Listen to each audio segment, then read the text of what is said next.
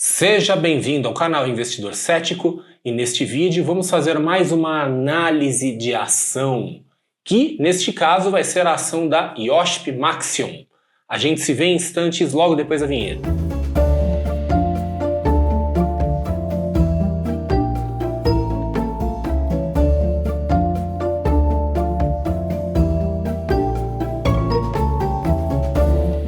Então, neste vídeo, nós vamos falar sobre a IOSP Maxion, né?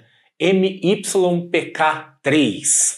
E por que essa ação em particular? Tem duas razões pelas quais eu quero falar dessa ação. A primeira é que nesta semana e também na semana anterior, o assunto do momento no mercado financeiro é a implosão das lojas americanas. Eu estou gravando este vídeo no dia 17 de janeiro, então é importante você ter essa informação para saber qual é a data das informações que eu vou estar mostrando aqui, né, que eu vou apresentar sobre a IOSP Maxion. E para fugir um pouco do óbvio, já que todo mundo só está falando das lojas americanas, eu vou esperar um pouco. Eu quero ver mais desdobramentos das lojas americanas para depois aí fazer um vídeo sobre isso. No momento ainda tá, né? Para não ficar muito no óbvio, vamos falar dessa ação aqui. E o segundo motivo é que os frequentadores aqui, espectadores, seguidores do canal me pediram.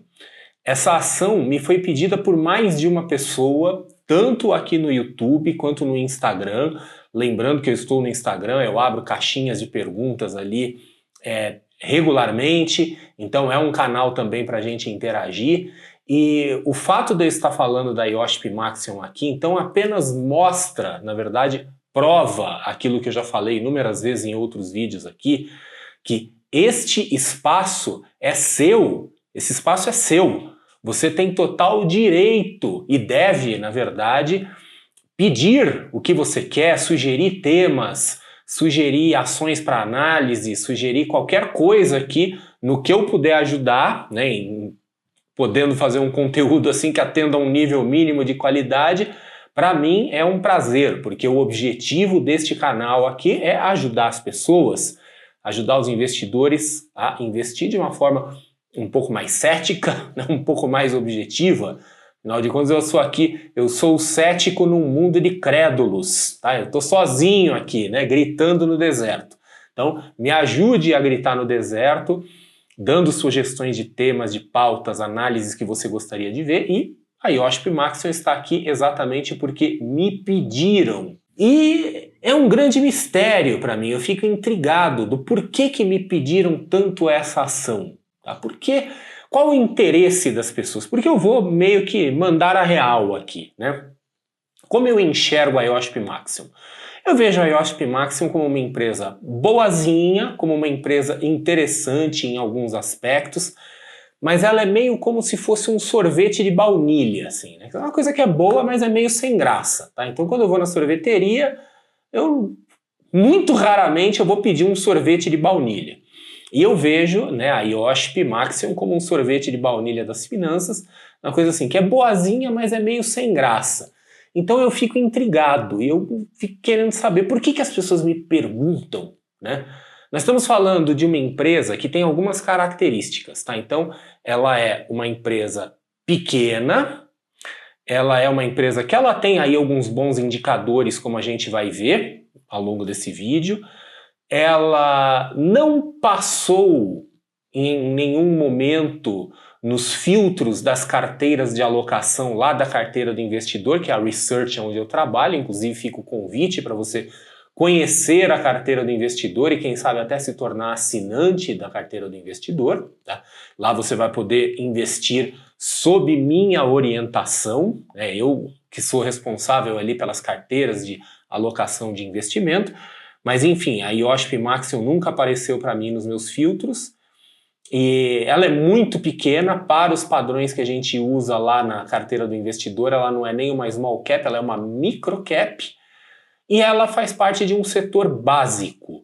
Ela é uma produtora de peças e componentes para a indústria automobilística, com destaque para as rodas de caminhão. Então ela faz outras coisas, mas o produto pelo qual ela é mais reconhecida, inclusive ela tem reconhecimento internacional, é uma empresa que tem aí uma certa exposição a outros mercados, são as rodas de caminhão. Então veja, vamos combinar assim que fazer roda de caminhão não é uma coisa assim super sexy, né? Não é algo, nossa, que negócio super interessante. Eu imagino que se eu quiser matar alguém de tédio, assim, eu vou começar a falar sobre roda de caminhão, tá? Eu acho que talvez falar de finanças ainda é mais eficiente para matar alguém de tédio, tá? Mas para dar uma variada, um dia eu vou perguntar, o que você acha? Você prefere rodas de aço ou de alumínio, né? Vamos ver em quanto tempo que a outra pessoa assim vai estar pegando uma gilete para cortar os pulsos, né? Então é uma empresa bem sem gracinha, tá? E eu fico intrigado em saber por que o interesse nessa empresa. Eu não sei, eu gostaria de saber. As pessoas que me pediram para falar dessa ação, por favor, me digam o porquê, né, o porquê do interesse, mas eu tenho algumas pistas. E a principal pista começa aqui, quando a gente vê a composição acionária da empresa. Então, o que nós vemos aqui nessa tela? A gente vê que é uma empresa bem distribuída, bem fragmentada. Isso é bom, tá? É bom assim, depende de como a gente enxerga as coisas, né? Ter empresas assim com uma participação acionária bem fragmentada é uma coisa interessante porque mostra um certo amadurecimento do mercado de capitais como um todo, né? Que a gente começa a ter mais empresas bem diluídas, né, bem fragmentadas por aí. Algumas pessoas não gostam tanto, algumas pessoas preferem aquela empresa que tem a figura do dono, do sócio principal, alguém ali tomando conta. Mas enfim, o principal acionista, o maior acionista da IOSP Maxion tem um pouco mais de 10% do seu capital e é a Alaska Investimentos, tá? E as outras, né, os 3 maiores acionistas são aqui ou empresas de gestão de recursos ou os próprios fundos de investimento. E quando a gente fala de Alaska Investimentos, é interessante porque a Alaska é uma gestora de recursos, uma gestora de fundos, que se tornou muito popular, até pela visibilidade nas mídias sociais, entre os pequenos investidores, entre os investidores individuais. E muitas ações aí se tornaram populares, se tornaram meio queridinhas de pequenos investidores, exatamente porque eram ações investidas pela Alaska, pelos fundos do Alaska. Então aqui talvez esteja uma pista. E uma pista eu falo porque eu particularmente eu não acompanho muito as coisas aí das gestoras de investimento, não acompanho muito as brigas do FinTwitch, coisas do gênero. De repente alguém pode também me confirmar ou desconfirmar essa pista, ou me dar alguma outra pista. Você acha que tem alguma coisa a ver com isso? Escreve aí nos comentários, né? Será que o interesse dos pequenos investidores nesta ação vem por conta de alguns gestores de fundo de investimento que são mais visíveis, mais populares entre os pequenos investidores? Eu acho plausível, me parece plausível num primeiro momento. E aí a gente pode começar a olhar um pouco, então, os indicadores fundamentalistas da IOSP Maxion. Capitalização de mercado de 1,7 bi, é uma empresa pequena para os padrões da Bolsa, é uma microcap. Lá na carteira do investidor, por exemplo, nós consideramos como microcap uma empresa até 3 bi. Tá? Então, para nós, ela sequer é uma small cap, ela é pequenininha, ela tem números bem interessantes de valor, então um indicador preço-lucro de 3,30, um EV/EBITDA de 3,60, os dois estão baixos, eu gosto muito quando os dois estão bem parecidos, porque isso dá uma consistência maior para o número, lembrando que são dois indicadores meio diferentes em sua fórmula, né? Um considera o endividamento da empresa, o outro não considera. Então, quando os dois estão ali mais ou menos alinhados, isso é uma coisa positiva. Um preço por valor patrimonial da ação também bom, então a gente pode dizer que por essas métricas ela é uma empresa barata. Um ROI, um retorno sobre o patrimônio líquido, um Return on Equity, bom, mas podia ser melhor. Lá na carteira do investidor a gente considera assim a nota 10 acima de 20. Então 13,80 é aquele 6,5 que a gente dá uma empurradinha para o 7 assim para passar de ano, tá? Podia ser melhor isso aqui. Dividend yield, o quanto que a empresa paga de dividendos percentualmente em relação ao seu valor de mercado, 7,37%. Um bom número, lembrando que o padrão ouro mundial é 6%, mas também não é brilhante, tá? Aqui não está merecendo um relógio de ouro de presente, aqui alguma coisa do gênero, tá? Quer dizer, tá meio ali, né, para uma empresa desse porte, inclusive, podia ser melhor também. E uma coisa aqui que chama um pouco a atenção em dividendos. Para quem pretende investir nessa empresa, colocar numa carteira de dividendos, eu particularmente não faria isso, porque ela tem uma distribuição de dividendos um pouco irregular. Então veja, né, eu coloquei aqui na tela de 2017 a 2021, veja que os números eles oscilam bastante, inclusive no ano de 2020 até coloquei uma marcação aqui, porque apesar da empresa ter distribuído dividendos neste ano, o resultado dela anual foi negativo. Então, para uma empresa pagadora de dividendos, tipicamente a gente quer regularidade, a gente quer que ela pague dividendos todo ano e, se possível, dividendos crescentes, e não ficar subindo e descendo, subindo e descendo, subindo e descendo. Então, aqui como um investidor de dividendos, eu olho e faço, sei não, né? Com relação à estrutura de capital, dívida bruta sobre patrimônio líquido, 140,6. A nota 10 que a gente dá ali na carteira do investidor é abaixo de 100, tá? Então aqui de novo também, tá? Não é um endividamento escandalosamente alto, mas podia estar abaixo de 100. Então de novo assim, aquela nota 7 para passar de ano, né? Liquidez corrente, 1,6. Bom, acima de 1 é um bom número, mas a gente já viu empresas aí com números bem melhores. Então por isso que eu insisto aqui na tese do sorvete de baunilha, tá? De tudo que eu analiso, de tudo que passa nos meus filtros quando eu vou montar as carteiras lá na carteira do investidor, me aparece coisa muito mais interessante do que isso aqui em todos os sentidos. Tem sabores aí muito melhores e fica aquele baunilha ali olhando torto para ele, né? E eu quero saber por que as pessoas estão tão interessadas em um sorvete de baunilha. O que tem de diferente nesse sorvete, né? Será que o sorveteiro está colocando alguma substância alucinógena aí no sorvete? Tem alguma coisa aí que eu não sei o que é, né? Me contem aí o que tem aí de tão interessante, né? Com relação ao beta, o índice beta, na verdade, né? A volatilidade dos preços em relação ao seu benchmark. No caso, o benchmark dela é o SMLL, tá? O índice small, ela não faz parte do índice Bovespa, tá? Ela é uma empresa de baixa volatilidade. E quando a gente vê graficamente, isso também fica um pouquinho claro, tá? Aqui a gente já deu então uma passada pelos indicadores fundamentalistas, vendo graficamente a gente vê uma empresa que está numa longa congestão. Ela está num longo intervalo de preços, num range de preços. Aqui na tela a gente está vendo então o gráfico diário, né? Quer dizer, praticamente desde a fase aguda da pandemia da Covid-19. Ela está presa num intervalo de preço, o que pode ser muito interessante para aquelas pessoas que gostam de fazer um swing trade, que gostam de operar suportes e resistências, mas para quem está em busca de tendência, isso aqui está um pouquinho complicado, né? Muito tempo de congestão, e se a gente coloca numa periodicidade gráfica maior, no semanal, a gente vê que essa congestão, mesmo considerando ali o período da pandemia, que teve uma queda bastante abrupta, mas ela está contida no intervalo de preços ainda mais amplo e que está aqui há anos, né? E por que esse negócio não sai do lugar?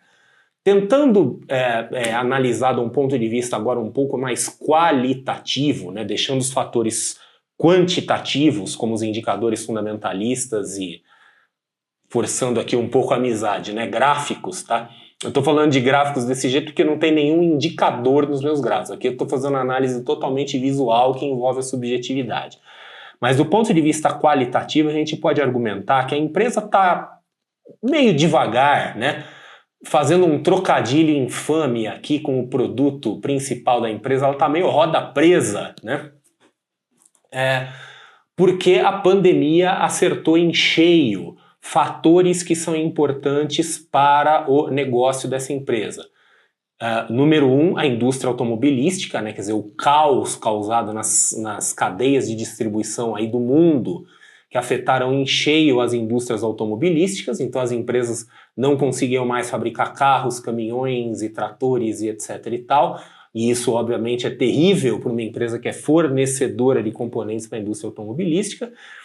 E um outro fator é a inflação mundial, que afeta muito os bens duráveis, tá? Então a gente tem visto assim, boa parte das empresas que trabalham com bens duráveis, seja na manufatura ou no comércio, tendo problemas aí porque as pessoas começam a segurar gastos. Então ela fica numa situação complicada exatamente pelo segmento de negócio, né? Quer dizer, está ali fornecedora de peças, componentes para a indústria automobilística está numa fase complicada, consequentemente a IOSP Maxion está até o pescoço nos riscos da indústria automobilística. Então vamos dar uma olhada aqui na nossa já conhecida matriz de correlação e algumas explicaçõezinhas antes. Essa matriz de correlação ela foi construída com base nas ações componentes do índice SMLL, o índice Small, que é o índice do qual a IOSP Maxion faz parte, ela não faz parte do Ibovespa.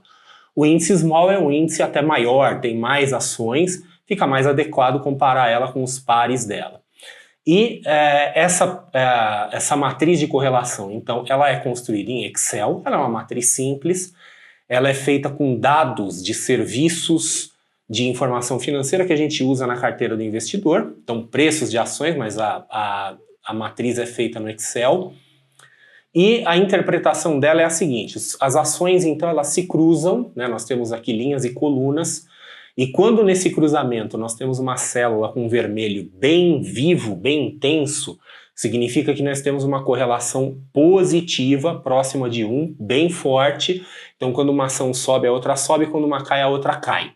E o oposto disso, né, um verde também bem intenso, bem vivo, é o contrário, é uma correlação negativa em que uma sobe a outra cai e vice-versa. Então quando nós temos uma correlação fortemente negativa, significa que essas duas ações são interessantes de colocar numa carteira porque os riscos, né, tendem a se anular. Tá? E aí, uma coisa interessante, tá? Antes disso, só fazer um comentário aqui. Recentemente, alguém me fez a seguinte pergunta, mas por que você, quando mostra a matriz de correlação nos seus vídeos, você mostra pares, você fala de pares de ações?